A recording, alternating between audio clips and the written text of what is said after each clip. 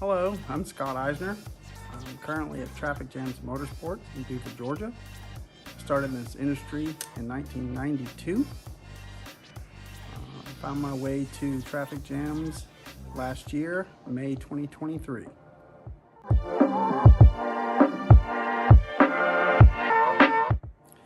Biggest challenge and accomplishment this past year. I would have to say my biggest challenge has been throwing away that commission mindset now that I'm in an environment where we are all a team, that I can use all my knowledge to help others. I always found it when you're on your own in a commission environment, it's always hard to do some stuff completely by yourself.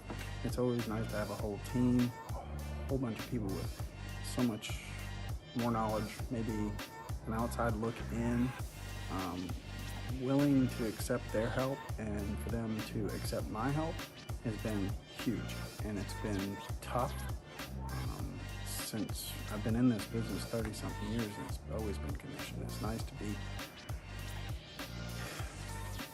in a team shop where everybody's working together. I really, really love it.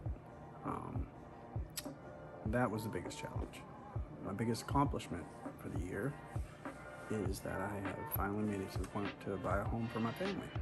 I've been pushing really hard, and this way I can be closer to the shop. A good 20-minute drive. Right now I drive about 45 minutes, so I'm really looking forward to that.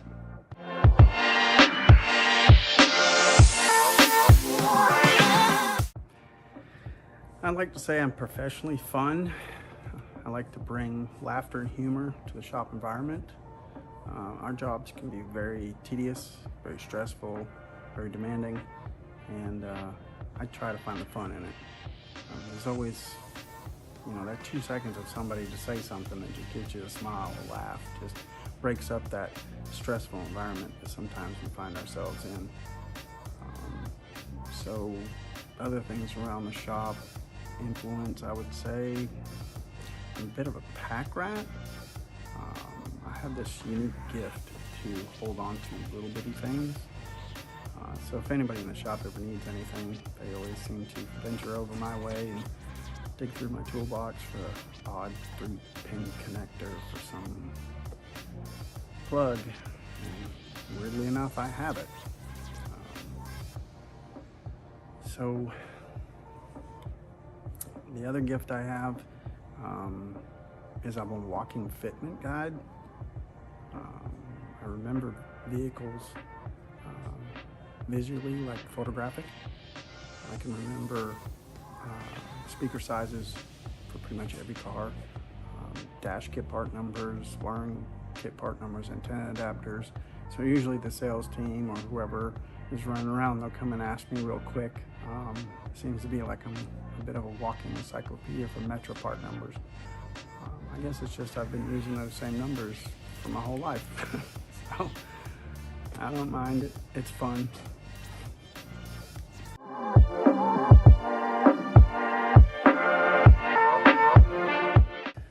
My specialty seems to be wiring. I love security, radar, as well as high-end audio. I'm the resident everyday tech here at TJ. I handle the day-to-day jobs from being, installs that are here sometimes for a couple of days, or just a deck install for a waiting customer. I have a vast background in fab work, able to come up with solutions from my installs with woodworking skills, CO2 laser skills. Able to use the top level of our equipment here in the shop to tackle the installs and make them as seamless as possible. Like I said, I really am a wire guy. I just love integrating everything and just seamlessly hiding it inside of the vehicle. That's something I really, really enjoy. My philosophy, I always believe, just take your time, do it right the first time. Push a little harder for that extra effort. I'm a firm believer of hand tools versus drills. It's less chance of damage to the vehicle. No holes if it can be avoided. Use OEM screws to attach your new components, or attach your new components. If there's a hole to be made, I like to use a product like a thread cert or something so it's more secure. This way, make sure the install is as OEM as possible and serviceable in the future, because I know somebody's going to take this apart and I want them to look and, wow, this is really done right and this was mounted correctly. That's just how it should be. That should be the industry standard. I hate finding wads of wires and just things that don't make sense. I really like to color code everything. Blue wires are remote, not pink. Just make it easy for serviceability and for somebody to work on it. In our shop, I may not be the last person that touches that car. We have so many in the shop that have different talents that we all kind of come in and out of a certain big build and we do our bits and we just move on. So it's got to be laid out to where anybody can work on it.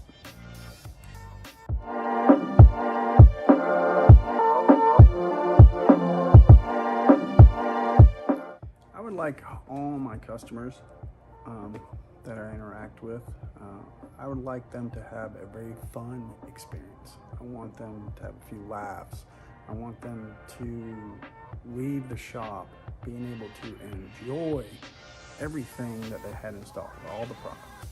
So it's best to make sure that I take the time to sit down and walk over all the aspects of what was done, what was installed, and every function of what we installed and how it works for that customer, so they are completely satisfied when they leave. I don't want them leaving upset that they don't know how to do this, don't know how to do that. I want to cover that all. And I also want to give them the ability to just give me a call, ask me. If you got a question about something in the car, just give me a call, no problem. I can take 2 seconds to explain it to you. I also like the customers to notice that they got that vehicle back just as clean, if not cleaner, when it was dropped off. I don't want them to know it even was disassembled.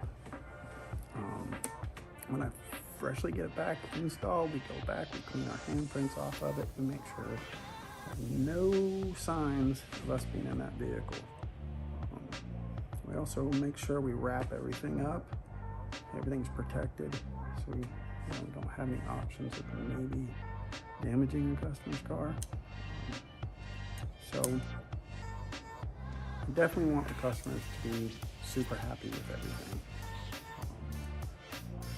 And to make sure all the OEM features and functions of that vehicle still remain and work. There's nothing worse than you buying a vehicle that has a certain feature that you like, and now because of the aftermarket, it doesn't work anymore. There's ways to integrate everything. Just pushing yourself harder to figure out what is correct to make everything work seamless. And then when my customers leave out here, I want them definitely to feel happy, have a smile on their face, and go, hey, yeah, that guy Scott, he's really nice. He's very intelligent. He's very informative. He went through everything. He didn't leave anything out. That's what I want my customers to say.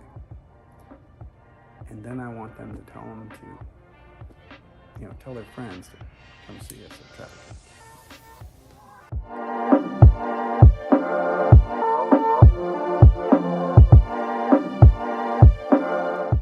I started in this business really early, in the mid-90s, or early to mid-90s, and car audio was booming. It was just blowing up. We had really cool things like Car Audio Magazine, Auto Sound Security. These were our internet. This is what we used to see all over the United States, all over the world, of what was the winning combination, what was the best products out there, the new products out there, installation ideas, plexiglass started to come around, things like Flexstone, the old school stuff. But it was people taking that time to try something different in a car, and it was always showed off in these magazines. And then you had interviews from Richard Clark, Mark Fukuda, Harry Camara, Wayne Harris, David Fishman Riviera, And then you had even locals like Michael Bischoff, Matt Turner, Chris Anderson, Gary Stackpole. In the reps were there. They were everywhere in the 90s, early 2000s. Everywhere you looked, you'd have a new rep popping by, or somebody just checking on you. You had John Ledford, Mark Barber, Cecil Sweet, Jeff Smith, and more. They seem to sit outside of that box, and they just push the installers a little harder to try ideas, showing us that we're only held back by our imagination. These guys just let it go. They've tried so many new things, and it just makes me want to try more and more new things. And last, Iasca. Iasca was a huge influence. I followed them for years. I competed years. It really helped me network, meet people, see other people's work up close, other ideas, and what's coming out, soon. It's really been great over these years. It has definitely come a long way since the 90s, and I'm definitely a lot happier now in the age of DSP. We can really make the system sound really good.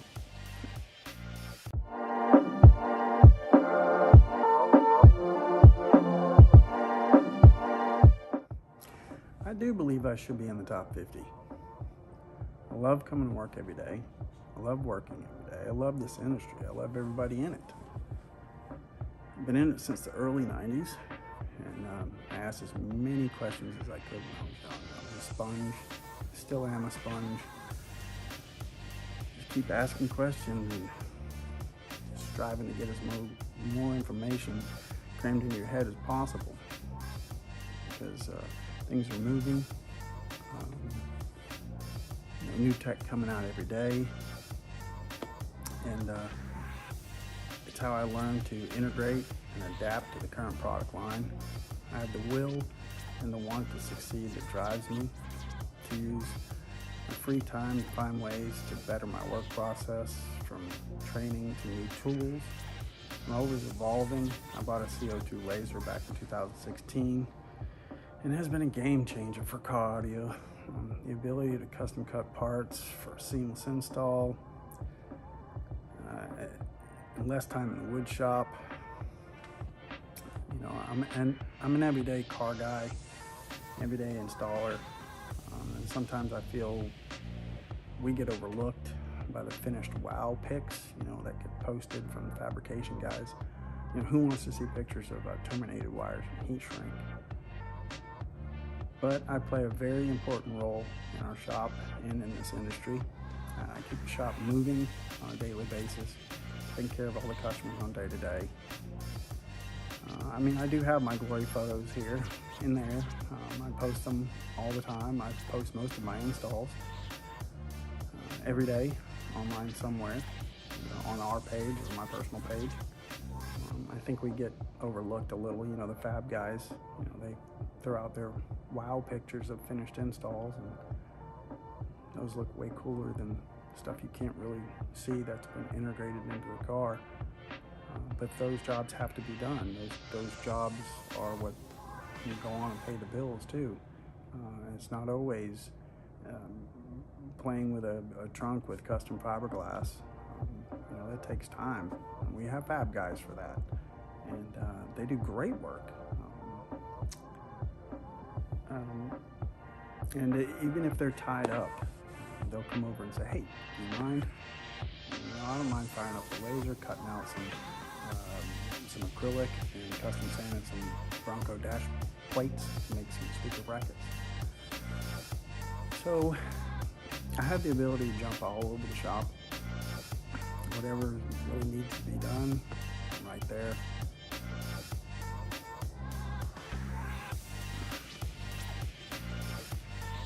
I think that I have what it takes to be in the top 50.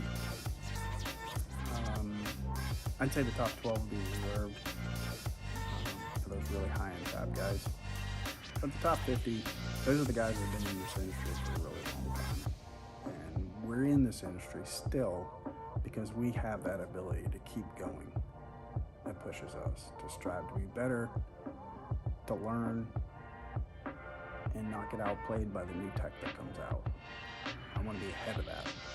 I want to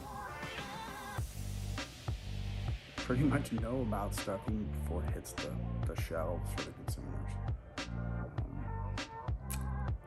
So with that,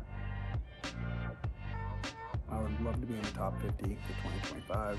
I was nominated last year and placed in the top 50 for 2024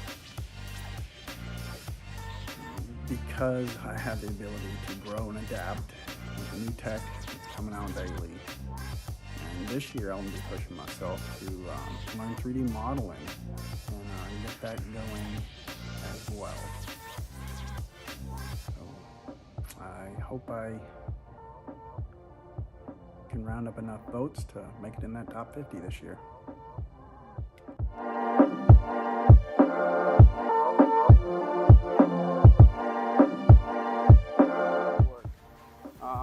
I'm a big believer in hand tools more than power tools or drills. I do have several drills, but more hand tools. I believe of taking apart more hiring cars or even low-end cars.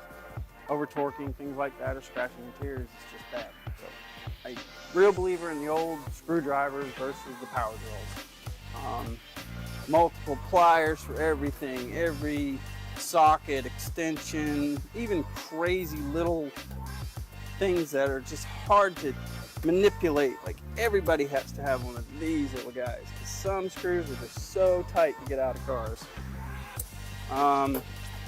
But definitely keeping your workstation clean, everything organized, easy to find, makes it really easy to get in and out of your workstation and into cars and get everything done smoothly. But without all of this, there's no way audio can be done nowadays. Just too far into the electronic world.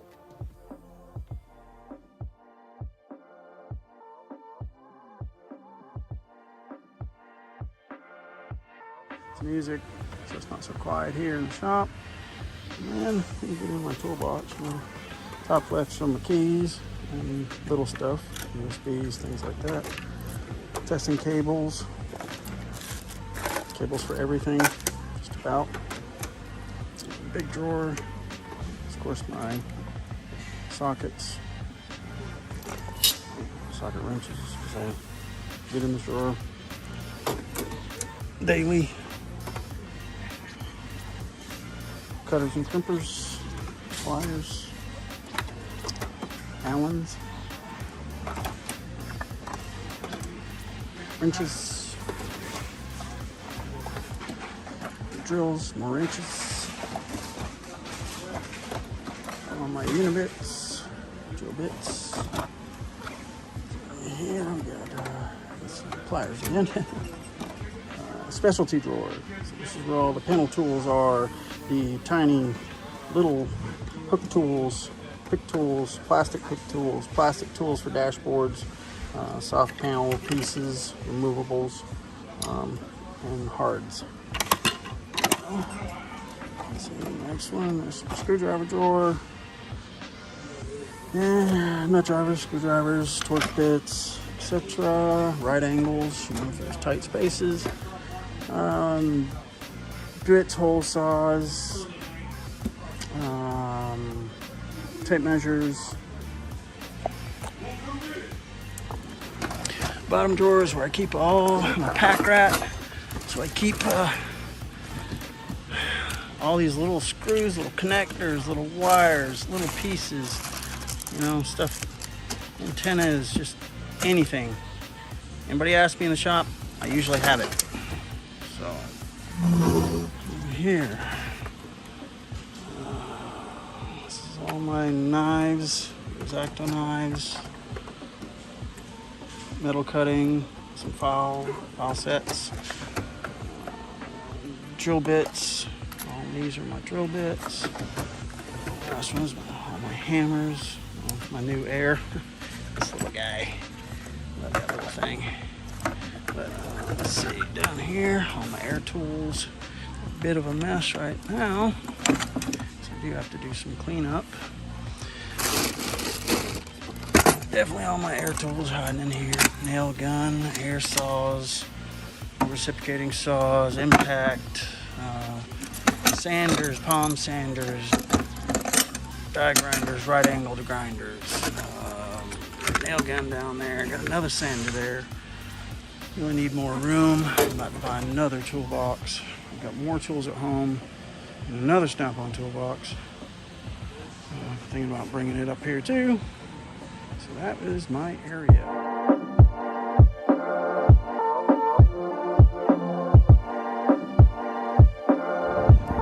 Hey, it's Scott with Traffic Jams Motorsports. Just gonna do a shop walkthrough front to back today.